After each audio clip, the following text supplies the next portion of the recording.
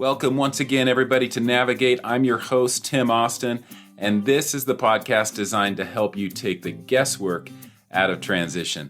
Whether you have a transition looming in your future or you're trying to make sense out of a past or a current transition, this show will help you think more creatively and plan more strategically around any transition season you find yourself in. At Navigate, it's about leveraging the challenges of change for optimal growth. It is a privilege for me to introduce this 40th episode of Navigate, especially for the fact that it marks the completion of 3 conversations, one with each of my adult third culture kids. By the way, if you're unfamiliar with the term third culture kid, or TCK for short, let me encourage you to have a listen to the episode 39, where my good friend Chad Phillips does a great job of unpacking that for us. But today's conversation is with my son, Luke Austin. Luke has spent the majority of his life outside of his passport country, the United States. As a family, we lived and worked in Central Asia and Turkey, all together for about 20 years, before returning to the U.S. in 2016. And that was the summer Luke graduated from high school. Luke currently lives with his wife Maria in Chicago, where he works as a digital marketing team leader with an Orange County-based company. We recently had the opportunity to return to Turkey as a family for a brief visit, and this conversation takes place from there. And just a heads up, there's an added touch of realism to this conversation. The context is outside on the terrace of our guest apartment where we were staying in Istanbul. And we had some gusty winds to deal with that night. Nonetheless, I think you're going to enjoy getting to know my son, Luke Austin. So let's dive in. It's a great place for us to be here, sitting up here on our terrace in the middle of a really cool place in Istanbul called Kadıköy. Mm-hmm. Yeah, so why don't you give our listeners a sketch of who you are, Luke, and a little bit about where you've been and what you're doing now. Yeah. So first time being back here, I think in two or 3 years. Last time I was back here, we were back here together, was right around a month before Maria and I got married. So crazy looking back on the past couple of years and all that's happened during that time. But prior to that, let's see, we moved back from Turkey, I think 2016 was the year, and then straight from there, went to college at Biola University, studied business administration, bachelor's in business administration with a marketing concentration. So I was there for about 3 years. I finished up my senior year online while I was working full-time, because Maria and I, then we met early on at Biola, dated for a couple years, and then got engaged and then got married. Just that we'll be coming up on our anniversary here in just a couple weeks. So that's kind of been those few years. So right after Biola then and being there full-time, I started an internship during the summer of my sophomore year at a digital advertising agency, pretty close by to Biola, about 30 minutes or so in Newport area.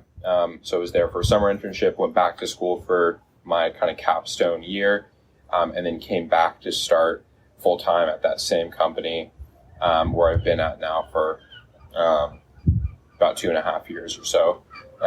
Since that time, or 2 years, somewhere around there. Mm-hmm. So kind of where I'm at, and we lived for our first year and a half, almost 2 years in Southern California. Maria and I did after getting married, and then we just recently moved to Chicago, where she's now working full-time as an oncology nurse at Northwestern Memorial Hospital. My company's fully remote now, as many are, and so I started a new chapter. Been in Chicago now for about 4 months or so. Great. So yeah, it's nice that you have that flexibility, isn't it, to be able to move, work remotely, where and kind of keep that gig going wherever you go, wherever a job opens up. So that's must feel pretty good about just kind of how that flexibility fit in for you with the move from California, being able to do that. Yeah, and I think that also is sort of a I don't know, like a temptation, not to be negative all the time, but at different times, that sort of flexibility, I think there's potential downfalls to it as well, just because it's easy to want to think of new places to live, and next year we move here, let's try this the other year, and never really get rooted down, especially growing up as a TCK. So that's something interesting that we've had, Maria and I have conversations about, and things that I think about, but the flexibility is really nice for sure. Yeah. Well, okay. So first it was Tajikistan, and you grew up a big part of your kid years in Tajikistan, Central Asia. Then we moved, when you were a teenager, we moved to Turkey. So, and by the way, for our listeners, if they hear a lot of background noise and some seagulls flying around and whatever else, this is a big, noisy city. So we thought we'd try it out here on the terrace tonight and see, kind of give a little reality to the podcast, this podcast episode. But anyways, so what we're going back to growing up overseas and living cross-culturally, you obviously didn't have a say in that. You were pretty much, you were born in the States, but you were a baby when we brought you back to Central Asia. But what were some of the best parts of growing up in Tajikistan and or Turkey? What were some of the most difficult, challenging parts? But what were some of the highs and lows? So a lot of both for sure. I think, especially over the past few years, in college, I started realizing these things more, and then now, in my career working in the e-commerce growth and at the company I'm at, with my coworkers and the people on my team, also like some of these things are becoming more clear or just distinct, I guess, and trying to reflect back on growing up and how that's impacted how I operate maybe differently than other people, and just kind of normal things where they have conversations or different interactions or doing a certain job, and just thinking like, okay, this, for some reason my brain works differently than other people's, or I naturally kind of interact differently with people than the majority of people in my workplace,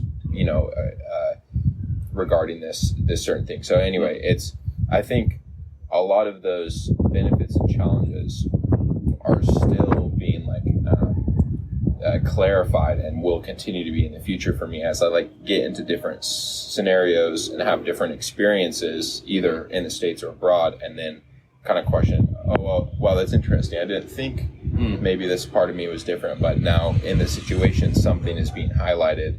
How has maybe my unique experience growing up overseas impacted that? But more recently, so over these past few years, within that context, I think a few distinct ones have stood out. One of those being, I guess the way to put it would just be the benefit I see in diversity or differences of people, and also the ability to just really easily navigate that. So in college, and then that playing out in the workplace as well with my coworkers and people on my team. And I think so. A story that kind of relates to that, when we were here in Istanbul, Turkey, is I met a very good friend of mine He's from Iran originally, but him and his family have lived in multiple countries together. So him and I became very good friends during high school, and we wanted to start playing music together just for fun, because he played hand percussion and I played different hand percussive instruments at the time as well. And so him and I would kind of mess around, and then other people at our school who were musical, we started having conversations with, and just thinking, hey, we could get like a little group together. And then anyone who's been to Istanbul, you know how many street musicians and buskers there are around the town. And so we thought, hey, what if we could make some money doing this and kind of get some crowds and do this on the street? And I guess it's not like a super difficult problem to solve or situation to kind of navigate through, but it's not normal that a sophomore or a couple sophomores in high school of very different ethnicities and backgrounds, one an Iranian refugee and one white guy from California, would say, hey, let's play music together, and not think twice about that, right. Build a friendship, and then bring together a music group of, I think we had 4 or 5 different nationalities and backgrounds, couple Koreans, Iranian, myself, Turk, a guy from another Southeast Asian country,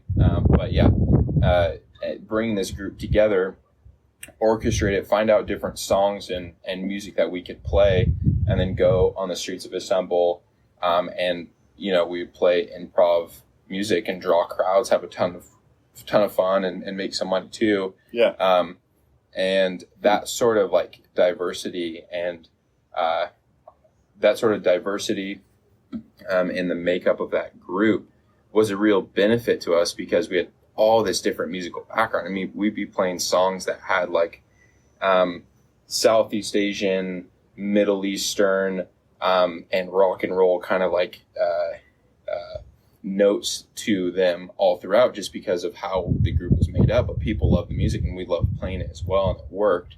So that was a benefit to us.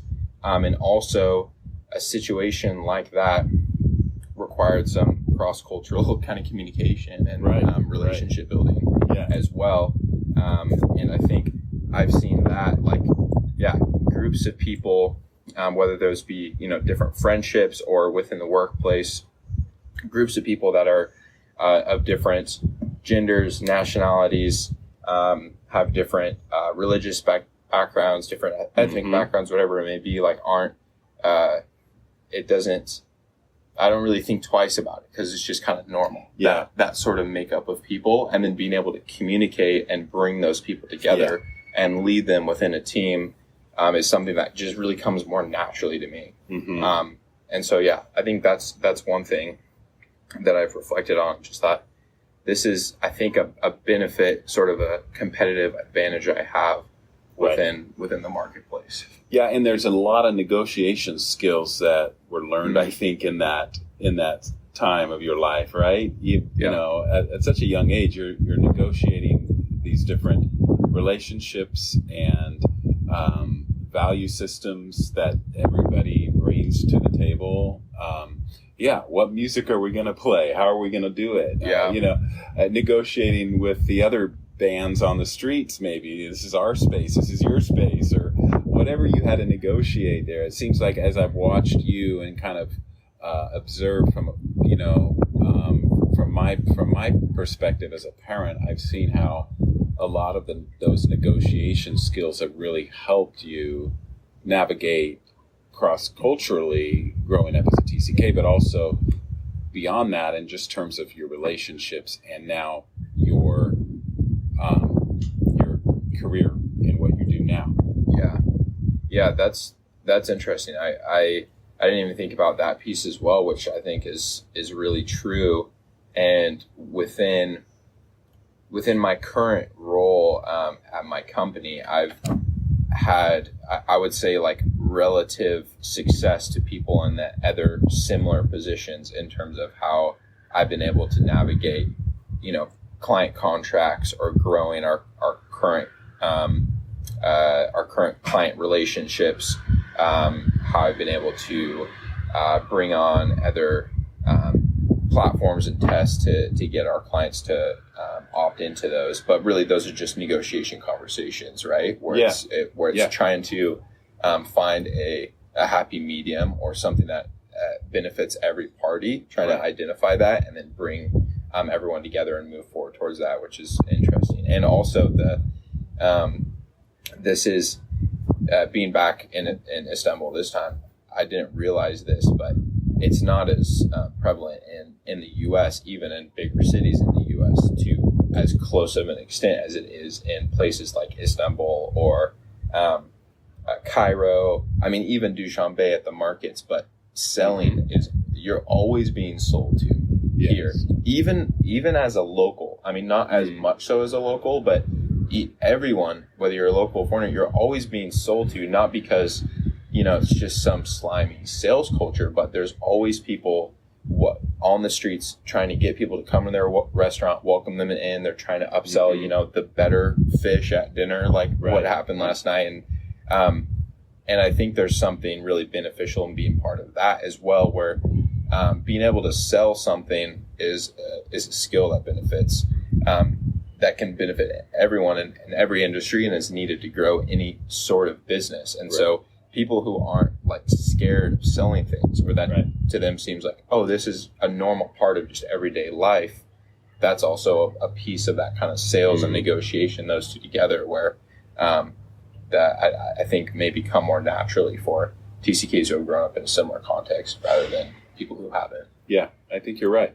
Yeah, and I remember just as a side here, I think that, your mom and I would sometimes, as we were in the bazaars buying things, trying to purchase items, I remember leaning on you often for the negotiating skills that you brought to get a good deal and to work with somebody. I didn't have the patience for it, and I think you excelled also in language pretty quickly, so that helped you as well. You weren't afraid to get out there and just use what you had and build on it in terms of the language, and so all of that brings you to this place where you're now finished college, you're now married, you're into your career. What's next? What do you feel like is next for you? Yeah, we're not sure, and I think going back to I had mentioned this briefly earlier, but one of the challenges as well is how easy it is to growing up. Even if TCKs grew up in one country their whole life, they would be traveling a lot, right, to different summer conferences, or going back to the States for itineration, or just different engagements their parents had maybe in other countries, or in most cases, whether it's the TCKs would be maybe 2 or 3 years in one place at most, and that's pretty normal, and then moving around to another place. So in any of those scenarios, whether it's more consistent or there's a lot more change, I think moving around and not digging, setting deep roots in a certain place is a common challenge for TCKs. And I think for me specifically, that is one of the challenges, is just always thinking about what's next, and in the back of my mind thinking, oh, there's going to be change coming. Oh, we're going to be leaving soon anyway, or we're probably moving on to something next. So in my job, what's next? I've been in this role for 6 months now. That's crazy. I mean, it's 6 months in one role is not that long, even in a fast-paced industry. So that's looking forward to that, and then also us moving to Chicago, the place we were at in Southern California before this, we were like, oh, we could be here, we want to be here over a year, maybe 2 years. We ended up being there for 9 months and then moving to Chicago. There, COVID and different things like that had an impact. Even now in Chicago, we're thinking,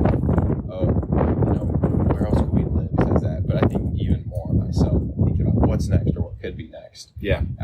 And so I think that's one of the challenges is dreaming about the future, but not in a way that inhibits me from digging deep into where it's now, because for me it seems binary. Like I'm either thinking about the future, which means I'm not present in now, or I'm not thinking about the future at all, which means I'm really present now, but I don't have any thoughts on what's coming next.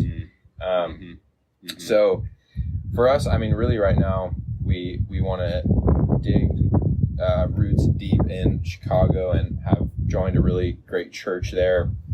We're in Bible studies separately, as well as a group together.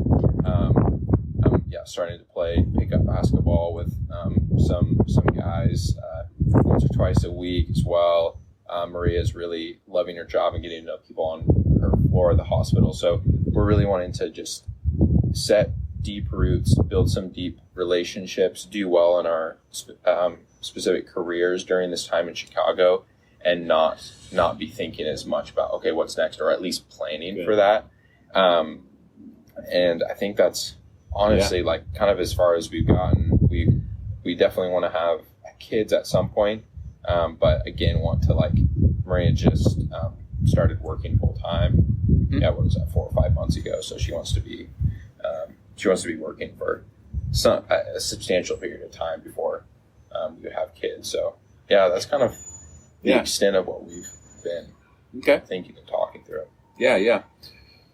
Well, and community and connection and rootedness is so important, especially for TCKs to, when they make that big transition. There's a lot of transitions they're navigating throughout their growing up lives. A lot of shorter term transitions or in between times when they're having to, but this is that, high school to college, back to their passport country.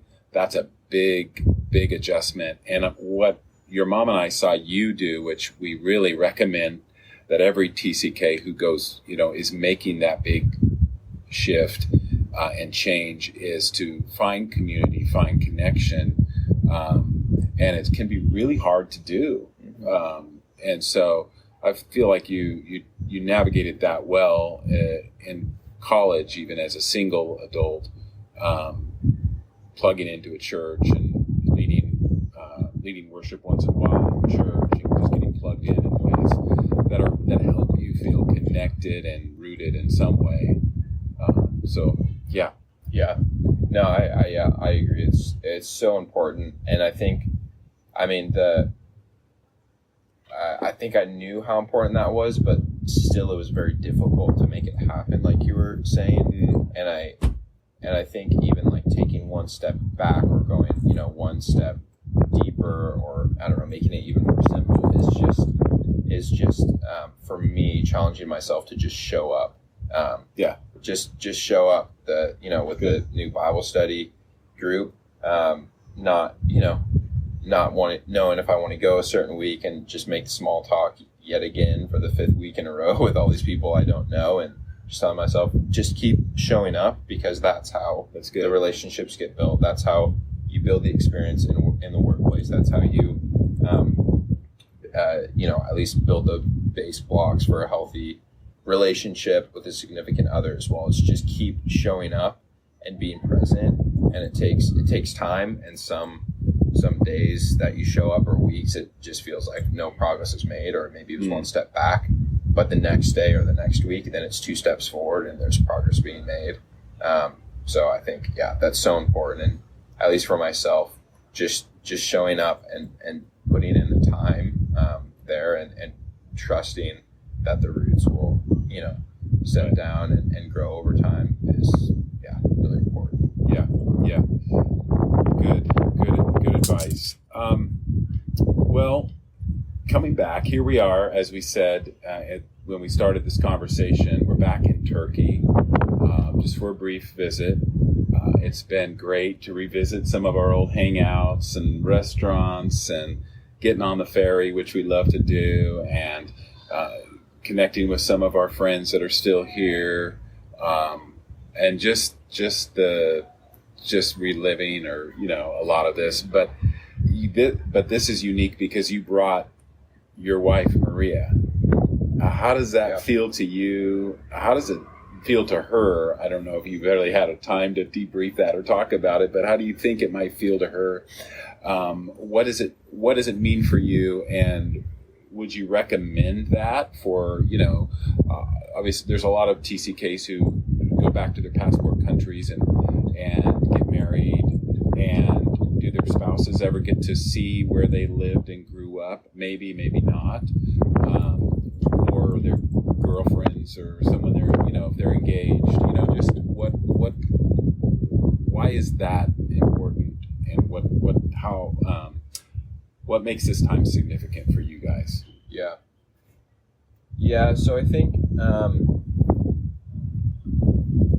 it is helpful or important, at least thinking about like before, like Maria had never been to Istanbul, Turkey, or Dushanbe, Tajikistan before we had gotten married. So she had just seen pictures of both of those places, basically, and heard some stories. So that was the extent to the context she had on those places. So I would say that isn't like a necessity, at least for us, hasn't been a necessity in us, building our marriage together over these couple years now. So I don't know if that like thinking of before marriage is as much of a necessity, just as much as I guess. So Maria had gone on multiple trips to Central America, as well as to Israel, and so she was and her dad's an airline pilot, so she's very familiar and had traveled a lot growing up, and so I think honestly the travel piece I don't know how. I think it would have been more difficult for us if the travel piece wasn't a commonality between us, that we had both traveled a lot growing up and were comfortable traveling together, because it's such a big part of my life, like being on planes. And like the TCK joke is that airports feel most like home than any other place, kind of thing, right? Yeah. So and for her, I mean, they have a kind of a similar joke in their family as well, because they spend so much time flying in, and her dad's in so many airports all the time and all that. So I think that is a very important piece, and something early on when we were dating that I wanted to make sure was at least some sort of commonality that we had, because I feel like I thought it would have been difficult to build off that. But thinking about now, being in Istanbul, I think it's awesome because it's just another shared experience that has a lot of, it's a really unique shared experience that her and I have together now, that over time, like they, again, like I don't think it's then a necessity for a successful relationship or long term, but to bring additional just like joy and memories and happiness within our relationship. Like having these memories, this unique experience in Istanbul is awesome, because we'll be able to look back on this in the coming years, and inside jokes from the trip and just different places, and talk about that. And so I think that is so worth it. It's like an investment that pays dividends, because we'll for the years to come, we'll be able to reap the joy of the memories that we've built here in this place together. And you'll have something else drawing you back together, because I imagine you'll probably come back here to this place together at some point again, and maybe again, and maybe again. And it's just like this connection. Not only did you grow up, part of your growing up years were here, but now you bring her into this experience, and then you share that together. I just think that's really cool. Yeah. And I think another piece of it too is a lot of TCKs will go and move back to one of their home, the countries they grew up in, either by themselves or with their partner, their significant other later on, or that's, I think, an option that is like more on the table for TCKs, at least with other TCK friends of mine that I've talked to. it's just like, oh, well, would you, you lived in Istanbul, would you guys ever think about moving back there, kind of thing. And so now we can kind of make that sort of decision better together, because she has never been to Istanbul. And so even if, like, before this trip over the past couple of years, we've had kind of short conversations, or me just also joking, hey, do you want to move to Istanbul, kind of thing. And for her, like, she's never been, so it's so difficult to kind of put specifics around what that would look like. But now we can, if that is something that it's an option that's presented for either us in our works, or something that we believe the Lord is calling us to in moving overseas to a different country, then we can kind of co-make that decision better together, because we'll have context for Istanbul specifically. Yeah. And I think that's super helpful as well, rather than talking about it kind of like abstractly. Yeah. It makes it less it's a big leap, but it makes it less of a big leap when you're both, you both have this experience here together, and you take that into your future together. Definitely. Yeah. Good. Well, as we wrap up our time on the terrace here in Istanbul, what's some advice you might give to a third culture kid? Maybe they're feeling stuck in some way at some point in their journey of transition, especially as we've talked about, maybe in the move back, maybe in anticipating a big move. Maybe they're, high school, getting ready for college, or just any advice you might give to a third culture kid in that big season of change and adjustment. Yeah, I think it would go back to the community piece that you had mentioned earlier, and we talked about quickly. And when I came back for college, that was something when we come back for furloughs growing up to the States. It was easy to be drawn into random different groups of friends or community, just based on what was easiest. And a lot of times the easiest route is not the most beneficial route. Basically, like, maybe hanging out with not the best crowd, or people who are not the best influence, just because it's easy to kind of take the shortcut and just want to be accepted and do that. And so coming back to college, I knew the step one for me, so that I didn't fall into any of that or just take the easy route out, is find one or two other people that are like-minded, and like-minded not just in general, like in faith, but in kind of how they practice their how they live out their lives, some of their interests, but then also like actively practice out their faith, so that I know I can have someone to back me up, and we can just keep each other accountable.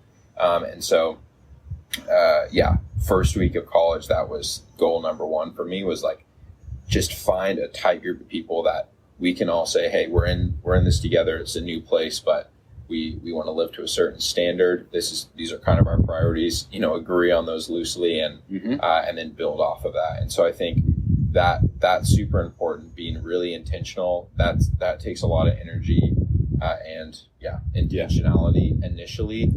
But once that's there, it's so worth it, because then you just got to go back to the thing. Then you just got to keep showing up each day and saying, cool, I'm going to keep investing in this relationship, keep investing. And then over time, those friendships grow and other relationships come out of those, because there's kind of a stable, there's some sort of stability in the midst of all the change going on. So, I think that would be the biggest one for me. Great advice. Find community, find connection, make that your goal, and then keep showing up and keep investing. Great advice, Luke.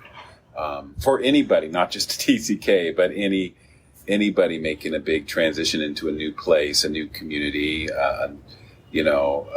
moving, because we talk about on this podcast a lot about a lot of different aspects of transition, but what you're saying, I think, applies to many, many kinds of transitions that we make in life. So good word, good advice. And thanks for joining me. Yeah, of course. It's fun. All right. Talk to you later. I love the universal wisdom which comes out of this conversation with Luke Austin. It reminds us that significant transitions invite us to set our priorities and keep showing up, as Luke said it. What about the transition season you're in? Is there an invitation in there somewhere to keep showing up, even when it's difficult, to lean into your strengths and what you've learned to leverage the opportunities in the here and now? Luke said his step one was to find one or two like-minded friends and invite them into his journey of intentionality, to have his back, to keep him accountable. What's your step one in this transition season? Whether you're needing support for a personal transition or you're helping others navigate a transition, you won't want to miss this opportunity to attend my 1-hour Tools for Transition online workshop. To register, just head over to encompasslifecoaching.com/workshops, and there you'll have 2 dates to choose from. It's a live event, and when you register, you'll also get access to my personal transitions resource packet, which I've designed to go with the workshop. So looking forward to having you join me for that. Thanks again for joining me for this episode of Navigate. I've been your host, Tim Austin, and in addition to this podcast, you'll also find me hanging out at encompasslifecoaching.com as a coach and a blogger. I hope this has been helpful to you, and if it has, would you mind rating the podcast, writing a review, and sharing on social media? And of course, you can always subscribe so that you're sure to get in on the next episode. And I'll catch you next time.